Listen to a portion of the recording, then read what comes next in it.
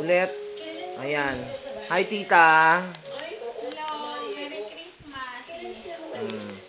Ito ulit. Sorry, Eagle. Hello. Merry Christmas, tita. Ayan. Ginagawa niya ngayon yung Christmas tree.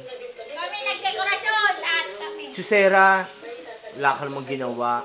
Ayan. Ito na. Si tita lang ang naglinis. Ang nag-decorate. Ako ang nagkabit ng mga Christmas light na yan. Punyeta si John Carl. Walang kwenta. Kung sino yung lalaki na hindi umaakyat. Oh, ito si Eagle ang gumawa ng garland. Oh, ang ganda, di ba? At saka ito masterpiece si Eagle. Kulang pa, hindi pa tapos yan. So, ngayon, ang Christmas tree. At ang Merry Christmas there. So, I think, pakita muna natin yung effect ng light later. So, mamaya na, ha? Hindi, actually, mamaya na. After na yung Christmas tree mo, te. Sige. Bye-bye. Bye, mother. Bye. Wait lang.